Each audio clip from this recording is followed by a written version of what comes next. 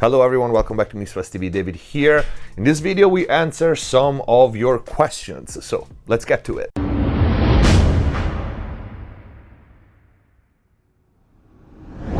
Hope you guys are having a great day. Before we start, check the info box down below for free plugin special discounts and offers. And if you haven't already, please go and check out the new website mixbusstv.com. In there you will find all the mix and mastering courses, start to finish, many different genres. On the website you can also book all the other services, mixing, mastering, private lesson, mix consultations, and a lot more. And if you want to access the exclusive videos here on YouTube, click the join button down here, become a MixBusTV member, and access all the exclusive videos. And if the channel is helping you, please consider using the super thanks, support MixBusTV, or grab some merch. Let's get to the questions. Next one is from Escapello on Instagram.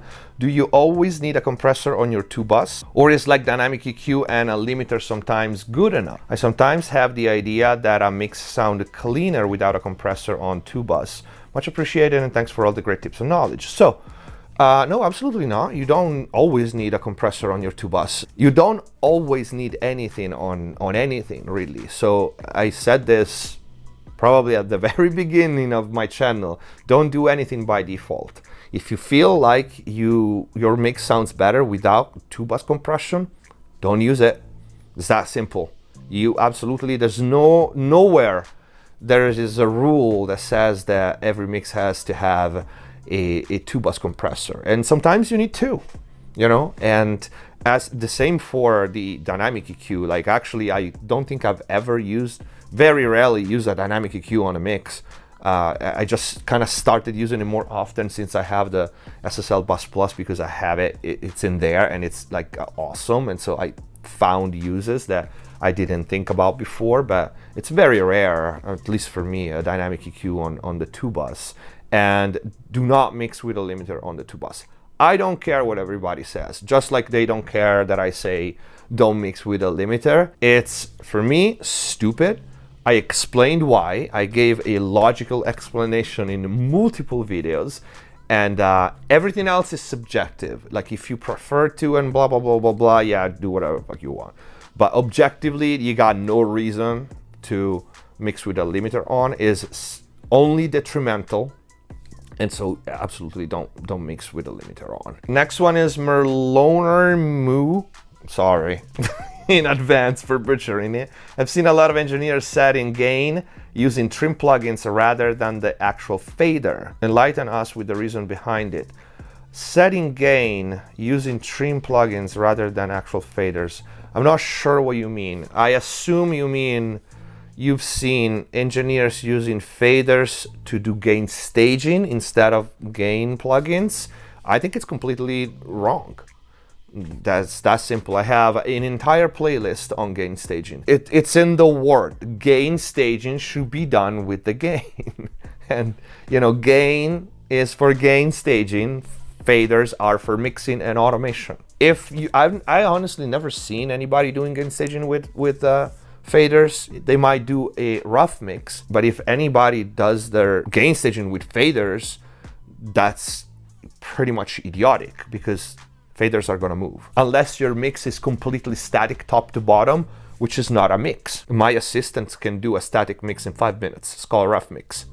Professional mix engineers don't leave faders sitting there all the time. So how do you do gain staging with your faders if your faders are gonna move? And let's assume your faders are not gonna move. Faders are post-insert.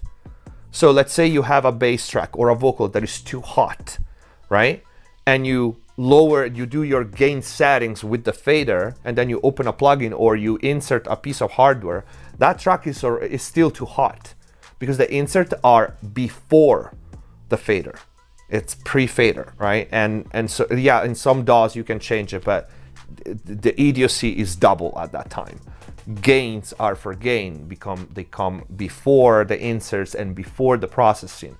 You want to have your material at the right gain staging before hitting either plugins or hardware. And that's why the signal flow goes from top to bottom: gain, processing, and fader, right? You look at a console channel strip, it looks like that. There's a reason because it looks like that, because that's what you do. gain, filters, EQ, dynamic compression, whatever, faders, and you mix and you move the faders. That's how. All right, this one is from Bjork Chameleon. How to overcome analyzation paralysis and mix more creatively. Paralysis by analysis and how you mix more creatively. Is experience. Is 100% exclusively experience, because I am a beyond detail oriented. Probably one of the reasons because I am arguably good at this, because I need to know everything about everything I touch before even touching it. So I'm extremely paranoid in that way, and I used to have paralysis by analysis, like, okay, I need to find the best compressor for this vocal, so I will try all of them 100 times before picking, because I needed to make sure. And when you multiply this for 120 tracks, you never finish a mix. And this is normal for people like me. There's I know others, but it goes away with experience, because with experience you don't have to guess anymore. You know that your choices go from 30 to 3. You know, like, that's gonna be the compressor most likely. I'm just gonna try these two just to make sure. And sometimes you're like, yeah, no, the other one is better, but you know, 90% it's your first guess is right, because you have experience, because you've done it so many times that you don't think about the technical aspect. You already know what you're gonna get from that processor, whether it's a compressor, a saturator, a EQ, a delay, a reverb. You already know. 90% you're gonna know. And then so you can be more creative, and because that's one of the reasons because mixing fast is very important, right? Because if you start and you're stuck at what, oh my god, what EQ, which compressor, you're losing creativity, because you're stuck into the analytical mind. You're not into the creative mind anymore. While you have the flow and you already know your processor, you already know you have like a very small margin of error when you guess. At that point it comes natural, because everything flows, and you will see that you will get inspired for, like, oh my god, let's do this cool effect, because you know, when things flow, you're just in a different, you know, mind space. But it comes with experience. There's no shortcut for that. One from Instagram, Ryan Crary Music. How do you mix with headphones? Do you use things like SonarWorks? I don't mix with headphones. I've said it many times. There are engineers out there that are successfully mixing in headphones. Good for them.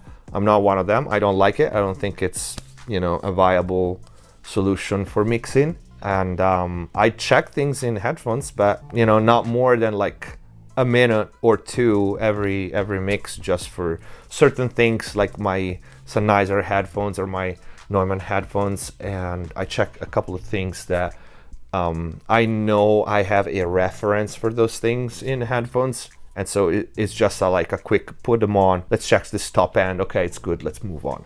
I don't mix in headphones. And but yeah, for people who do mix in headphones, there are definitely softwares that can help. I don't have experience with SonarWorks, to be honest. I tried it probably like 7 years or 6 years ago, and that was way too long ago. It's most likely it's going to be much better now. It's going to be updated and all that.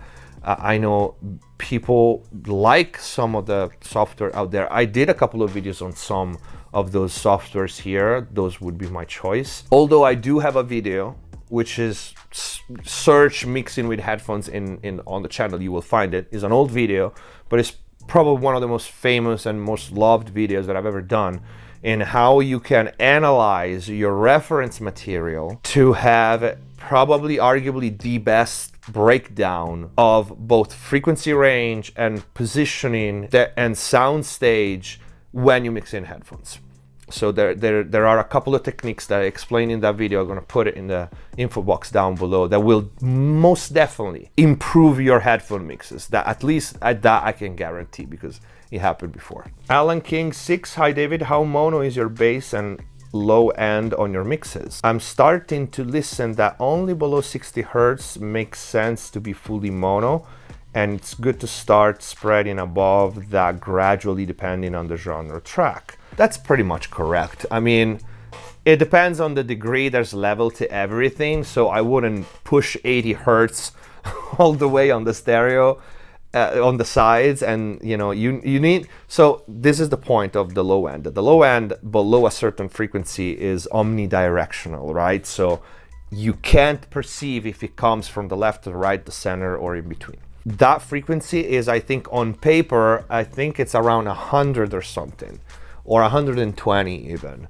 I completely disagree with that, because I totally can tell 120 where it comes from, and like me, many other people. And so I think that the corner frequency should be definitely lower. I think everybody can hear stereo 120s. But of course, below a certain threshold, you really can tell not only it's useless, but it's detrimental.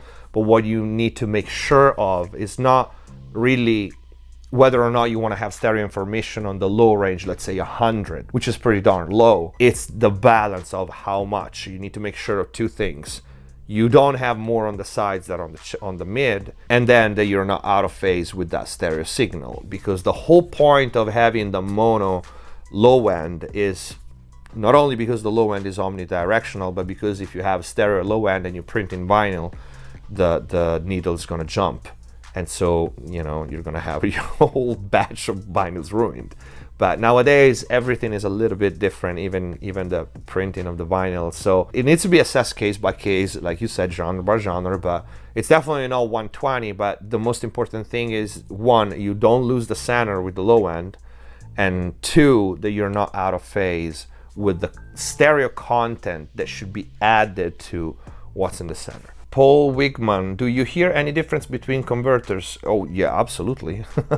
It's pretty apparent, especially DAs, but it's pretty apparent. Like if you print mix through different converters, you should definitely hear the difference, yes. But I think it's even more apparent if you change monitor controllers, which are equipped with a DA. You will hear how different they sound one to another. Jerry Daly 5409, hi David, can you recommend a power amp for Yamaha NS stands that doesn't cost more than monitor themselves? Well, that's the entire point though. In many studios, in many professional studios, I promise you the amp costs 2-3 times the NS stands. That's kind of the trick. That's kind of the trick to make the NS stands sound like they're supposed to. Like for example, my dear friend Howie Weinberg, he's got still a pair of NS stands. He's running a Bristol with them. You can probably get the Avantone. Avantone makes the CLA 10s, which are the kind of a remake of the NS stands. That amp will probably go well and won't cost too much. I have friends who run them with the Monolith from Monoprice, which is, I worked on those systems. I don't like NS stands, but it works just fine. So, but yeah, that's kind of the trick. For how silly it sounds, the trick with NS stands is to have a really good overpowered amp to run them. That's how they're meant to be used. Mike Pressure, one of our members, thank you for being a member and supporting the channel. What are your thoughts on mixing into a preamp? Preamps are for microphones. That's my thought into mixing into a preamp. So the whole thing of mixing into preamps started with passive Sammi mixers, right? Passive Sammi mixers, they need a front end, so a pair of preamps to run the signal, because they're passive otherwise. And that turned into this kind of craziness at some point. It's not common anymore of mixing into preamps. I think it's pretty silly, because because you mix into a preamp is to add color, and nowadays we have so many options for color boxes that are dedicated to that there's no freaking reason to mix into a preamp, which mixing into a preamp usually was either tube Neve API, that's it, right? And today we have boxes that have all three of them at the touch of a button. So why would you mix into a preamp? You're probably raising noise floor, you probably have mismatching impedances. Don't do that. We have way too many tools nowadays that give you same better results with a lot less headache and effort. Pitch Black Fire, how come when I hard pan a mono rap vocal to the left and another to the right solo, then both the phase meter in Studio One moves into correction mode? Because you got nothing in the center. You have two signals panned left and right. And especially if the vocals you're talking about, by the way, it's the same if you do it with metal vocals. I'm joking just because he said a rap vocal. I promise pop vocals do the same.